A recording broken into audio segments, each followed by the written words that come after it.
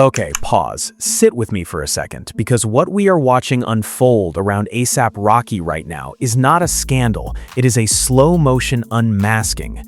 ASAP finally cracked his mouth open to answer the internet. Snoop Dogg has stepped out of retirement from giving away free game just to school this man on national audio. And somewhere in the middle of all of that, brand new footage surfaced of Rocky doing the exact behavior people have been screaming about for weeks. So no, I am not here today to argue whether he is disrespecting Rihanna. We are way past that conversation.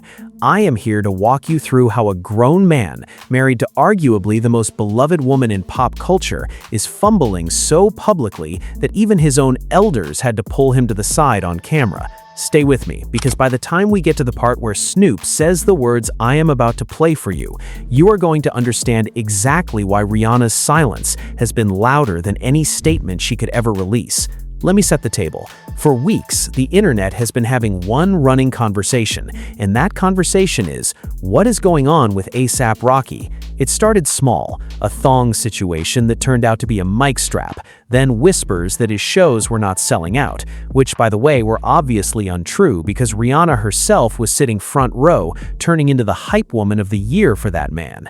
Then the bigger one, a clip of him on stage in Arizona telling a packed crowd that if he were single, the women in the building would be in serious trouble. And now, finally, the man himself has decided to step into the chat, except instead of clarifying, instead of apologizing, instead of doing the thing a husband of a billionaire mother of three might be tempted to do, he chose violence. He told every single one of us, in not so many words, to perform an act on him that I cannot repeat in this script. Yeah, we will get to the footage, but first I need you to understand the size of the woman he is standing next to, because the math is not mathing. This is one of the most adored, most documented, most loved women of our entire generation. We are talking about a global superstar who turned a record contract into a beauty empire, a lingerie empire, a music legacy, and most recently into a real-life family of 5. 3 babies, you guys. 3 in a relatively short window. And during the years when she was building all of that, ASAP was riding shotgun. I am not saying he was a nobody. I am not saying he was talentless. The man absolutely had a lane, but that lane was niche. He was a fashion rap darling for a very specific corner of the culture. He was not a global household name. Then Rihanna stepped into the picture, and overnight, that man went from cool kid cosign to international tabloid royalty. Suddenly, Cannes Film Festival opens its doors. Suddenly, Met Gala steps roll out for him. Suddenly, he is being photographed pushing a stroller for the most photographed family on earth. So when I say Rihanna poured rocket fuel into that man's career, I am not being dramatic. I am being accurate, which is why what you are about to see hits the way that it hits. Here is where the response comes in. Late last week, ASAP took to his stage, microphone in hand, and decided that the internet was the problem, not his behavior, not the optics, the internet, and he ran down his list of grievances like a man defending an unbeaten record. First, he said, y'all were saying I was wearing thongs. Then y'all were saying my shows were not selling out. Now y'all are saying I am disrespectful to my wife. And then, with the entire room cheering him on, he launched into a chant of profanity directed at every single person who dared to put a question mark next to his name. Let me play it back exactly how he framed it on stage. First, the thong rumor, then the empty arena rumor, then the disrespect rumor, and his response to all 3 was the same vulgar 2-syllable answer repeated like a mantra. Now think about that for a second. He grouped the disrespect conversation in with 2 rumors that had already been disproved. He flattened a real conversation about his marriage and turned it into noise. That is not a man addressing a misunderstanding. That is a man weaponizing a stage to drown out criticism. And as a viewer at home, I'm sitting here going, sir, this is not the same category as a thong photo. People are talking about your wife, the woman in front row when your tour was getting clowned, the woman whose name unlocked the rooms you are now performing in. Now hold on, because some of you are about to say, well, that is just stage talk. He is just feeding the crowd. Fine. Let us actually examine that defense, because the second piece of footage cracks that argument wide open. There is a clip going around right now that was reportedly taken at one of his earlier shows. The angle is shaky, the audio is messy, but the moment is crystal clear. He looks out into the crowd, finds two specific women, points directly at them, and tells them on the microphone that they are fine. Not the audience, not the section, them. And then he turns back around, almost as if to confirm what he just said, and clarifies that he meant both of them, you and your friend. Now this is the part I need you to sit with. When a married man, on a stage that is owned by his wife's hype, locks eyes with two specific women in a crowd and singles them out by appearance, that is no longer crowd work. That is a flirtation broadcast to thousands of people. And these are not isolated frames. There is also that Fashion Week clip, the one that has been making the rounds, where he is standing next to Ice Spice and decides to deliver the line, "I'm not gonna lie, y'all look good as hell," before fading out of the moment like a man who knows he just stepped over a wire. You can defend any one of these in isolation. You cannot defend the pattern. So now let's pull back. Let us put the obvious lens down for a second. Let us pretend, for the sake of argument, that none of this was flirtation. Let us pretend it was all performance. Let us pretend he was simply trying to feed the algorithm of attention. If that is true, what does that say about the man? Because then we are looking at a husband who has decided that the most effective way for him to maintain his star wattage is to flirt with women who are not his wife in front of audiences who do not belong to him. That is not a defense, that is a confession dressed up in a suit. A married man who can only summon the spotlight by lacing his microphone with sexual undertones is admitting that the spotlight does not naturally belong to him. And that is a much sadder story than any cheating rumor, because cheating rumors at least imply chemistry with someone else. This story implies that the only chemistry in the building is between him and his own ego. And here's the second uncomfortable thread, because I don't want you to think I'm over here pretending I know what goes on inside that house. I don't. Nobody on this side of the screen does. They're a young family, 3 children under the age of 5, a relatively new marriage. Anybody who has ever been in a fresh family with little ones will tell you those years are war. There are sleepless nights, there are arguments, there are days you don't recognize each other. So when I say I assume there are fractures in that household, I am not throwing dirt, I am being a realist. Of course there are pressures, of course there are wounded conversations behind closed doors. But the question is not whether they are struggling. The question is, when a man is struggling in his marriage, does he air it out on a stage or does he go home? Because what we keep seeing from ASAP is a man choosing the stage every single time. And when a public figure keeps choosing the stage over the kitchen table, the audience eventually starts reading between the lines. Now, before I get to the Snoop Dogg conversation that I promised you, I need to plant one more flag, because this is the moment a lot of people miss. There is a difference between, hey, there are some beautiful ladies in the building tonight, and if I were single, I would be doing unspeakable things to all of you.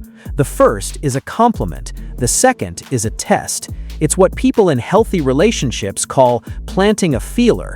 It's the equivalent of saying, hey, hypothetically, if the line didn't exist, where would we be standing right now? And when a married man plants that kind of feeler from a stage, it's not nothing. It's a billboard. It's an open invitation with a wink. And anybody who has ever been on either side of an unhealthy relationship recognizes that posture immediately. This is how married flirts talk. This is how boundary testers talk. And I want to be clear, because I don't want my words twisted. I am not saying he is cheating. I am saying the door is being propped open, loudly, in public, with a megaphone. And the person who has to walk past that propped open door every night is Rihanna. So why does Rihanna stay silent through all of this? That is the question every comment section is screaming. And I think the answer is the same answer it has always been when high-profile women find themselves in this position. She is choosing peace. She is choosing her babies. She is choosing not to give the discourse oxygen. She is sitting on $1 billion empire, 3 healthy children, and a fan base that would set the internet on fire on her behalf at the snap of a finger. She does not need to grab a microphone. She has done that work already. Her silence is not weakness. Her silence is leverage, and anybody who has ever loved a woman who finally got tired knows what that quiet sounds like. It is the loudest sound in the universe. It is the sound right before everything changes. Okay, now we get to Snoop, because if you missed it, this is the part of the story that I think the timeline has not fully digested yet. Some weeks back, Snoop Dogg sat down for a long conversation with A$AP Rocky, and somewhere in the middle of that conversation, the subject pivoted to Rihanna's potential return to music. Snoop floated the idea, gently, that if Rihanna ever decided to step back on a tour bus, A$AP should consider being the opening act, be her opener, walk out on that stage, warm the room up, hand the night to her, then watch your wife eat the world alive. That was the pitch. And A$AP almost immediately pushed back. He said something along the lines of, "Nah, I like to headline my own. I like to be my own show." And the second those words left his mouth, Snoop sat up in his chair, and what followed was the most surgical piece of game I have ever heard handed to a younger man in years. Snoop looked him in the face and said, "Listen to me. You are with the baddest woman in the music industry, hands down. You walk on stage before she does. You are not taking a back seat. You are using the engine that is already moving." Snoop then broke down his own career in real time. He said, "I am Snoop Dogg. I am the moment. But when I get in the studio with Dr. Dre, I climb into the passenger seat. I let him drive. I put my seatbelt on. I enjoy the ride. And when I come back out of that seat, I am sharper, I am meaner, I am hungrier, I am prettier, because I let the bigger force pull me forward." And then, with the gentlest authority you have ever heard from a man who has earned the right to use it, he said to A$AP, "You can do that too. Put your seatbelt on and enjoy the ride." And here is what knocks me back every time I rewatch it. The very language Snoop used to describe his own ego was the language A$AP keeps using in public. I am better. I am prettier. Snoop knew. Snoop saw it. Snoop diagnosed it on the spot. He recognized that he was sitting across from a man whose ego was bigger than his perspective, a man who could not see that being the husband of the biggest pop star alive was not a demotion, it was a launch pad. He could have been Bonnie and Clyde Part 2. He could have been the new Beyoncé and Jay-Z. He could have helped engineer the next great pop legacy. But instead, every time the lights come on, he runs for his own spotlight. And Snoop, in that conversation, was practically begging him to recognize the gift in front of him.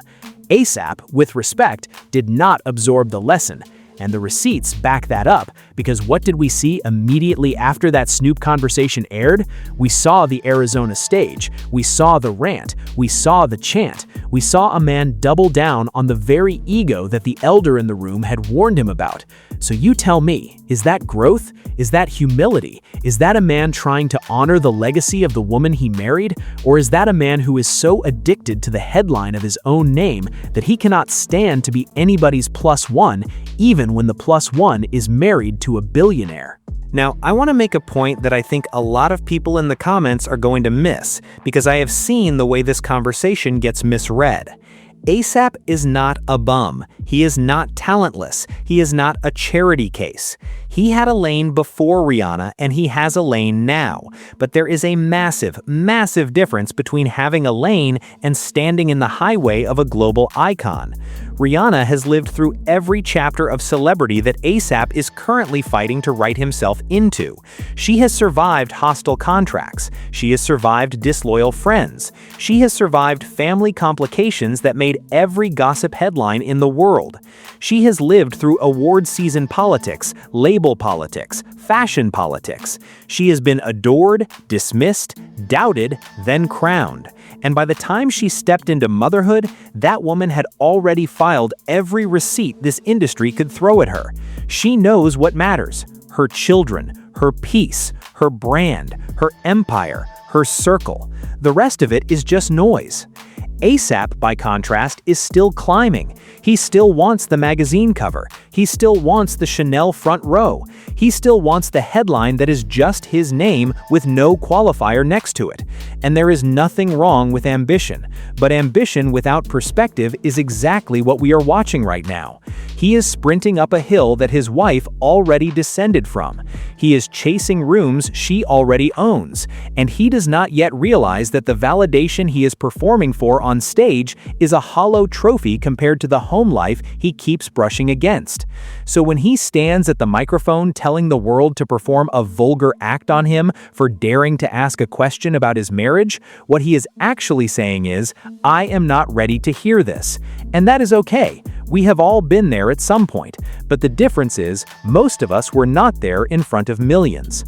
And listen, I want to keep this honest. I am not Rihanna. I do not pay Rihanna's bills. I do not raise Rihanna's children. I have no insight into Rihanna's bedroom, her kitchen, her therapy sessions, or her group chats. If Rihanna woke up tomorrow and decided to ride for this man, I would be the first one cheering them on. If Rihanna woke up tomorrow and decided that enough was enough, I would be the first one applauding her exit. That is not for me to decide. But what I can decide as a person watching this from the outside with eyes that work and ears that listen is whether the behavior on the public record is acceptable. And the answer is no, it is not. It is not okay to flirt with women in your audience while married. It is not okay to single out two girls from a crowd and call them fine by name. It is not okay to stand on a stage and chant a curse at the people who dared to notice. It is not okay to wave off the elder who tried to give you the blueprint. It is not okay to keep behaving as if the woman who unlocked half your invitations is somehow blocking your shine. And I will say this, I think one of the lessons buried under all of this is the old saying about dating at your own level. Not financial level, not fame level, soul level. Because the version of Rihanna that exists today is a woman who has already shed the version of herself that wanted what ASAP currently wants. If you had walked up to a 23-year-old Rihanna and told her family was the only thing that was real, she would have laughed in your face and asked you what time the Chanel show started. She had to live her chapters to learn her lessons, and now she's a different chapter of woman. ASAP is still in his hungry chapter. He still wants the room. He still wants the chant. He still wants to feel like he is the one being seen, not the one carrying the bags. So in some ways, this is not a villain story. This is a chapter mismatch. The problem is, chapter mismatches do not stay quiet. They erupt on stages, in interviews, in viral clips. They become the public soundtrack of two people trying to grow at different speeds. And the rest of us are sitting here with our phones up, watching that soundtrack play out. So where does this leave us? Honestly, it leaves us exactly where Snoop tried to leave them weeks ago, with a piece of free game and an open question. The game was, put your seatbelt on and enjoy the ride. The open question is, will ASAP ever actually hear it? Because the man has been handed the cheat code. The biggest woman in the music industry, hands down, woke up and chose him. She defended his tour. She brought him to Cannes. She turned their family into the most adored unit in pop culture. And every time the camera turns to him, he treats the cheat code like a cage. He does not seem to understand that you don't lose your shine when you stand next to a sun. You get warmer. You get brighter by association. You get to walk into rooms that were locked. You get to make the kind of art that the next generation studies, but only if you can put the ego down long enough to enjoy the ride. And right now, from where I'm standing, he has both hands on the steering wheel of a car he doesn't own. Let me leave you with this final thought, because it's the part that keeps me up. The most damaging thing about ASAP's current behavior is not the disrespect to Rihanna. Rihanna will be fine. Rihanna has survived worse storms than a man on a microphone in Arizona. The most damaging thing is what he is doing to himself, because every time he flirts from a stage, every time he chants a curse word at the camera, every time he laughs off a question about his marriage, he is reducing the version of himself that the culture is willing to root for. He is shrinking his own legend in real time. He came into this relationship as a cult favorite rapper with edge. He is positioning himself, week by week, to leave it as a cautionary tale. And cautionary tales do not get tribute albums. They get think pieces. So no, I do not know what's going to happen between these two. I genuinely hope they figure it out. I hope the babies grow up with both parents under one roof, healthy and happy and bored, the way every kid deserves to be bored at home. I hope ASAP wakes up tomorrow, watches that Snoop clip 3 times in a row, deletes whatever stage rant he has queued up for the next show, and chooses peace. But hope is not strategy. And right now, the strategy he is choosing is the loudest, most public, most damaging one available to him. He is choosing the chant over the conversation. He is choosing the stage over the home. He is choosing the ego over the empire.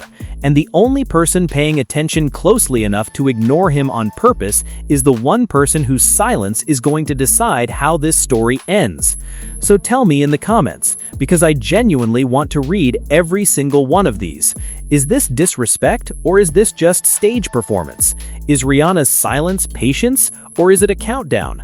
Should Snoop run that conversation back one more time and try again, or has ASAP already missed the window?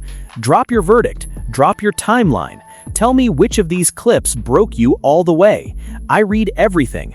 I respond to as much as I can. And tomorrow, I'm going to be back here breaking down a brand new piece of footage that just dropped that I promise you is going to recontextualize everything you just heard. Trust me, you're going to want to be in this comment section when that one goes up. Until then, take care of yourselves, hug somebody you love, and please, for the sake of all of us, put your seatbelt on. I will see you next time.